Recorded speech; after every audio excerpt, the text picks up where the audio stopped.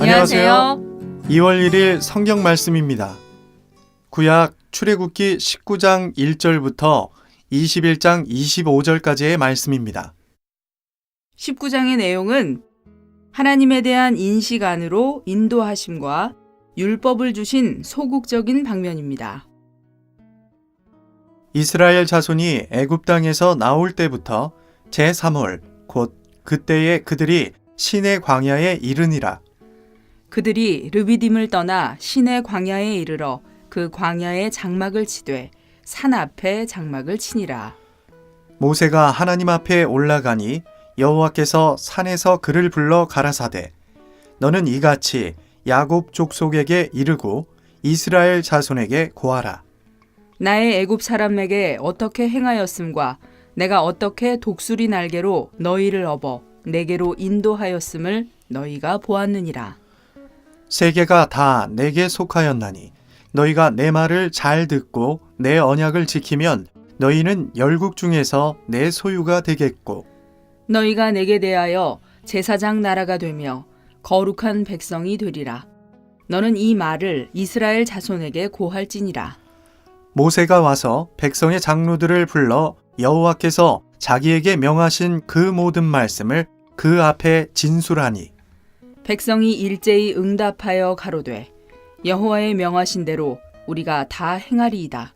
모세가 백성의 말로 여호와께 회보하매 여호와께서 모세에게 이르시되 내가 빽빽한 구름 가운데서 내게 임함은 내가 너와 말하는 것을 백성으로 듣게 하며 또한 너를 영영히 믿게 하려 함이니라.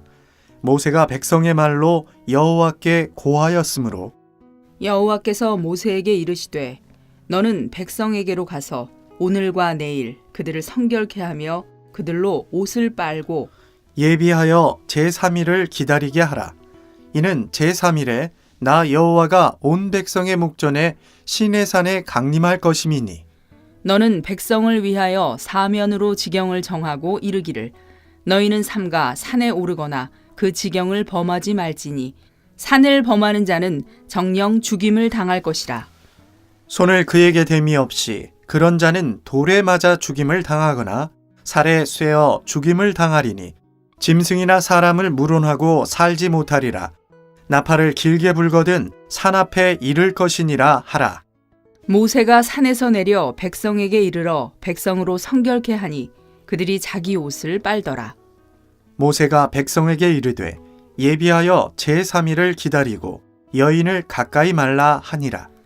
제3일 아침에 우레와 번개와 빽빽한 구름이 산 위에 있고 나팔 소리가 심히 크니 진중 모든 백성이 다 떨더라.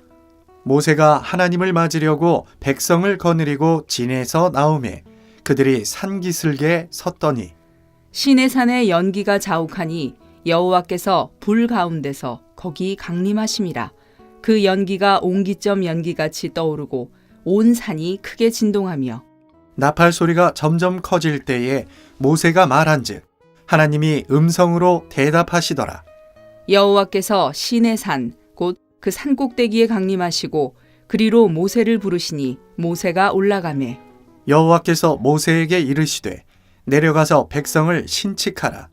백성이 돌파하고 나 여호와께로 와서 보려고 하다가 많이 죽을까 하노라. 또 여호와께 가까이 하는 제사장들로 그 몸을 성결히 하게 하라. 나 여호와가 그들을 돌격할까 하노라. 모세가 여호와께 고하되 주께서 우리에게 명하여 이르시기를 산사면에 지경을 세워 산을 거룩하게 하라 하셨사온즉 백성이 시내산에 오르지 못하리이다. 여호와께서 그에게 이르시되 가라. 너는 내려가서 아론과 함께 올라오고 제사장들과 백성에게는 돌파하고 나 여호와에게로 올라오지 못하게 하라. 내가 그들을 돌격할까 하노라. 모세가 백성에게 내려가서 그들에게 고하니라. 20장의 내용은 율법을 주신 적극적인 방면과 제단은 하나님께서 창조하신 재료로만 세울 수 있음입니다. 하나님이 이 모든 말씀으로 일러 가라사대 나는 너를 애굽 땅 종되었던 집에서 인도하여 낸 너의 하나님 여호와로라. 너는 나 외에는 다른 신들을 내게 있게 말지니라. 너를 위하여 새긴 우상을 만들지 말고 또 위로 하늘에 있는 것이나 아래로 땅에 있는 것이나 땅 아래 물속에 있는 것에 아무 형상이든지 만들지 말며 그것들에게 절하지 말며 그것들을 섬기지 말라. 나 여호와 너의 하나님은 질투하는 하나님인즉 나를 미워하는 자의 죄를 갚되 아비로부터 아들에게로 3, 4대까지 이르게 하거니와 나를 사랑하고 내 계명을 지키는 자에게는 1000대까지 은혜를 베푸느니라. 너는 너의 하나님 여호와의 이름을 망령되이 일컫지 말라. 나 여호와는 나의 이름을 망령되이 일컫는 자를 죄 없다 하지 아니하리라. 안식일을 기억하여 거룩히 지키라. 엿새 동안은 힘써 내 모든 일을 행할 것이나 제7일은 너의 하나님 여호와의 안식일인즉 너나 내 아들이나 내 딸이나 내 남종이나 내 여종이나 내 육축이나 내 문 안에 유하는 객이라도 아무 일도 하지 말라. 이는 엿새 동안에 나 여호와가 하늘과 땅과 바다와 그 가운데 모든 것을 만들고 제7일에 쉬었습니다. 그러므로 나 여호와가 안식일을 복되게 하여 그날을 거룩하게 하였느니라. 내 부모를 공경하라. 그리하면 너의 하나님 나 여호와가 내게 준 땅에서 내 생명이 길리라. 살인하지 말지니라. 간음하지 말지니라.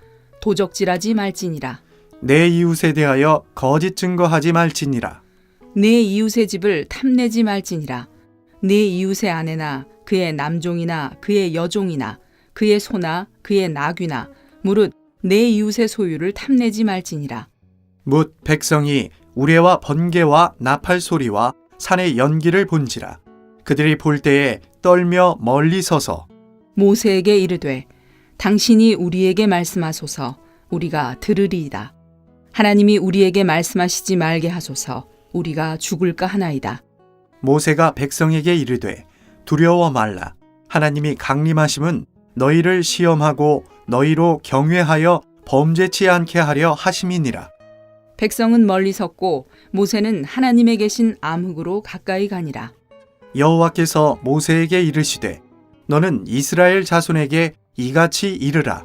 내가 하늘에서부터 너희에게 말하는 것을 너희가 친히 보았으니 너희는 나를 비겨서 은으로 신상이나 금으로 신상을 너희를 위하여 만들지 말고 내게 토단을 쌓고 그 위에 너의 양과 소로 너의 번제와 화목제를 드리라. 내가 무릇 내 이름을 기념하게 하는 곳에서 내게 강림하여 복을 주리라. 내가 내게 돌로 단을 쌓거든 다듬은 돌로 쌓지 말라. 내가 정으로 그것을 쪼면 부정하게 함이니라. 너는 층계로 내 단에 오르지 말라. 내 하체가 그 위에서 드러날까 함이니라. 21장의 내용은 예수 그리스도의 예표인 히브리 종과 우리의 도피성이신 예수 그리스도입니다. 내가 백성 앞에 세울 율례는 이러하니라. 내가 히브리 종을 사면 그가 6년 동안 섬길 것이요 제7년에는 값없이 나가 자유할 것이며 그가 단신으로 왔으면 단신으로 나갈 것이요 장가 들었으면 그 아내도 그와 함께 나가려니와 상전이 그에게 아내를 주므로 그 아내가 자녀가 낳았으면 그 아내와 그 자식들은 상전에게 속할 것이요 그는 단신으로 나갈 것이로되 종이 진정으로 말하기를 내가 상전과 내 처자를 사랑하니 나가서 자유하지 않겠노라 하면 상전이 그를 데리고 재판장에게로 갈 것이요 또 그를 문이나 문설주 앞으로 데리고 가서 그것에다가 송곳으로 그 귀를 뚫을 것이라. 그가 영영이 그 상전을 섬기리라.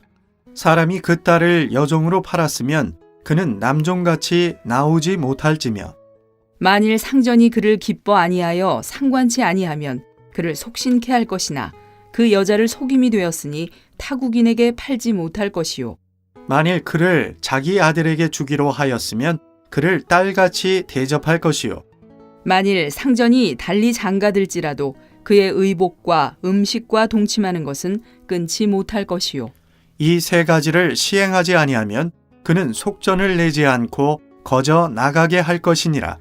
사람을 쳐 죽인 자는 반드시 죽을 것이나 만일 사람이 계획함이 아니라 나 하나님이 사람을 그 손에 붙임이면 내가 위하여 한 곳을 정하리니 그 사람이 그리로 도망할 것이며 사람이 그 이웃을 짐짓 모살하였으면 너는 그를 내 단에서라도 잡아내려 죽일지니라.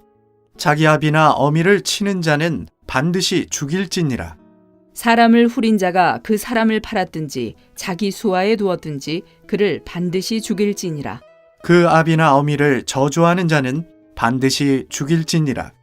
사람이 서로 싸우다가 하나가 돌이나 주먹으로 그 적수를 쳤으나 그가 죽지 않고 자리에 누웠다가 지팡이를 짚고 기동하면 그를 친 자가 형벌은 면하되 기간 손해를 배상하고 그로 전치되게 할지니라. 사람이 매로 그 남종이나 여종을 쳐서 당장에 죽으면 반드시 형벌을 받으려니와 그가 1일이나 2일을 연명하면 형벌을 면하리니 그는 상전의 금전임이니라. 사람이 서로 싸우다가 아이벤 여인을 다쳐 낙태케 하였으나 다른 해가 없으면 그 남편의 청구대로 반드시 벌금을 내되 재판장의 판결을 조차 낼 것이니라. 그러나 다른 해가 있으면 값되 생명은 생명으로 눈은 눈으로, 이는 이로, 손은 손으로, 발은 발로. 배운 것은 배움으로 상하게 한 것은 상함으로 때린 것은 때림으로 갚을지니라. 아멘. 아멘. 신약은 마태복음 22장 23절부터 46절까지입니다. 부활에 관하여 사두개인들에게 같은 날 부활이 없다고 주장하는 사두개인들이 예수님께 나와 물었다. 선생님, 모세는 어떤 사람이 자식이 없이 죽으면 그의 동생이 가장 가까운 친족으로서 형의 아내와 결혼하여 형을 위해 후손을 낳아주어야 합니다. 라고 하였습니다. 우리 가운데 7 형제가 있었는데 첫째가 결혼하였다가 후손이 없이 죽어 아내를 동생에게 남겨놓았고 그 둘째와 셋째, 7째까지도 그렇게 하다가 마지막에는 그 여자도 죽었습니다. 그렇다면 그들이 다 그 여자를 취하였으니 부활의 때에 그 여자는 7 중에 누구의 아내가 되겠습니까? 예수님께서 그들에게 대답하셨다. 여러분이 성경도 하나님의 능력도 알지 못함으로 잘못 생각하고 있습니다. 부활의 때에는 사람들이 장가도 가지 않고 시집도 가지 않고 하늘에 있는 천사들과 같습니다. 죽은 사람들의 부활에 관하여 하나님께서 여러분에게 하신 말씀을 읽어본 적이 없습니까? 나는 아브라함의 하나님이요 이삭의 하나님이요 야곱의 하나님이다 라고 하셨으니 하나님은 죽은 사람들의 하나님이 아니시라 산 사람들의 하나님이십니다. 그러자 무리가 듣고 예수님의 가르침에 크게 놀랐다. 율법의 가장 큰 계명에 관하여 율법사에게 그러나 바리새인들은 예수님께서 사두개인들의 말문을 막으셨다는 것을 듣고 한자리에 모였다. 그들 가운데 한 율법사가 예수님을 시험하여 물었다. 선생님, 율법에서 어느 계명이 가장 큽니까? 예수님께서 말씀하셨다. 너의 온 마음과 온 혼과 온 생각으로 주 너의 하나님을 사랑하여라. 이것이 가장 크고 으뜸 가는 계명이며 너의 이웃을 너 자신처럼 사랑하여라. 라는 둘째 계명도 이것에 못지 않습니다. 온 율법과 신원서가 이 두 계명에 달려 있습니다. 그리스도에 관하여 질문하심으로 시험하는 모든 사람의 말문을 막으심. 바리새인들이 함께 모여 있을 때에 예수님께서 그들에게 질문하셨다. 여러분은 그리스도에 관하여 어떻게 생각합니까? 그는 누구의 자손입니까? 그들이 다윗의 자손입니다. 라고 하니 예수님께서 그들에게 말씀하셨다. 그렇다면 어찌하여 다윗이 영안에서 그리스도를 주님이라고 부르면서 다음과 같이 말합니까? 주님께서 나의 주님께 내가 너의 원수들을 너의 발밑에 둘 때까지 나의 오른편에 앉아 있어라 라고 말씀하셨습니다. 다윗이 그리스도를 주님이라고 부른다면 어떻게 그리스도께서 다윗의 자손이 되시겠습니까? 그러자 한마디도 대답할 수 있는 사람이 없었으며 그날부터 예수님께 감히 더 묻는 사람도 없었다. 아멘. 아멘. 다음은 아침 부흥 양식입니다. 내 생물 3주 3일 아침의 누림 에스겔서 1장 21절 그들이 가면 이들도 가고, 그들이 서면 이들도 서고, 그들이 땅에서 들릴 때에는 이들도 그 곁에서 들리니, 이는 생물의 영이 그 바퀴들 가운데에 있음이더라. 에스겔서 1장 28절. 그 사방 광채의 모양은 무지개 같으니 이는 여호와의 영광의 형상의 모양이라. 기독교의 종교적인 가르침은 여러분을 천사처럼 되거나 하나님처럼 되도록 격려합니다. 그러나 신성한 계시는 하나님의 갈망이 사람을 얻는 것임을 밝혀줍니다. 우리는 간교한 자가 첫사람에게 선과 악의 지식나무를 먹으면 하나님처럼 될 것이라고 말하여 그를 유혹했음을 기억해야 합니다. 그날 이후로 하나님처럼 되려는 관념이 우리의 피 속에 있어 왔습니다. 타락한 모든 사람은 하나님처럼 되고 싶어하는 관념을 갖고 있습니다. 어떤 마귀적인 가르침들은 사람들에게 사람이 아닌 그 무엇이 되라고 격려합니다. 하나님은 그분의 구속과 구원에 있어서 우리를 사람이 아닌 어떤 것으로 만드시려는 의도가 없으십니다. 하나님의 구속과 구원은 우리를 처음으로 되돌려 놓아 합당한 사람으로 회복하려는 것입니다. 우리는 생물들로서 하나님의 생명을 안에 갖고 있지만 사람의 모습을 지니고 있습니다. 결코 천사처럼 되려고 하지 말아야 합니다. 무엇을 말하거나 행하거나 표현하든지 우리는 사람이어야 합니다. 이것이 오늘날 하나님께 필요한 것입니다. 오늘의 읽을 말씀. 에스겔서 1장의 이상은 내 생물이 사람의 모양을 지닌 것에 관한 세 가지 중대한 문제를 계시합니다. 첫째로, 하나님의 영광이 그들에게서 나타났습니다. 하나님의 영광의 나타남은 그들이 사람의 모양을 지닌 것에 달려 있습니다. 그들이 있는 곳에 하나님의 영광이 있습니다. 하나님의 영광은 그들과 분리되어 있지 않습니다. 그들을 떠나서는 하나님의 영광은 나타날 수가 없습니다. 둘째로, 이 생물들은 하나님의 움직임의 수단입니다. 하나님의 움직임은 그들에게 달려 있습니다. 그들이 움직일 때 하나님께서 움직이십니다. 이것은 그분의 움직임이 그들과 함께하기 때문입니다. 셋째로, 사람의 모양을 지닌 내 생물은 하나님의 행정의 수단입니다. 에스겔서 1장은 하나님께서 보좌에 앉아 계신 것을 계시합니다. 하나님의 보좌가 땅 위에 있는 모든 것과 이 책에 기록된 모든 것을 다스립니다. 그러므로 이 보좌가 하나님의 행정의 중심입니다. 그러나 하나님의 행정의 중심은 사람의 모양을 지닌 내 생물에게 달려 있습니다. 이 때문에 하나님의 보좌의 행정이 있습니다. 이 세 가지를 함께 놓고 보면 사람이 하나님의 나타남의 수단이고, 사람이 하나님의 움직임의 수단이며, 사람이 하나님의 행정의 수단임을 알 것입니다. 하나님께서 보시기에 또 하나님의 손안에서 사람은 그와 같은 중요한 위치를 갖고 있습니다. 우리 모두는 하나님의 갈망이 사람을 얻는 것임을 깨달을 필요가 있습니다. 하나님은 사람을 그분의 나타남과 움직임과 행정의 수단으로 삼으시려고 바람과 구름과 불과 호박금을 사용하시어 우리를 소생시키십니다. 사람은 하나님께 너무나 소중하기 때문에 우리가 사람이 되고 사람의 모양을 지니는 것은 아주 중요합니다. 우리는 하나님의 나타남을 위해, 하나님의 움직임을 위해, 그리고 하나님의 행정을 위해 사람이 될 필요가 있습니다. 이것을 위해 우리는 바람과 구름과 불과 호박금의 체험을 통해 소생된 생물들이 되어야 합니다. 내 생물은 각각 내 얼굴을 갖고 있습니다. 만일 그런 내 얼굴을 가진 사람을 본다면 우리는 깜짝 놀랄 것입니다.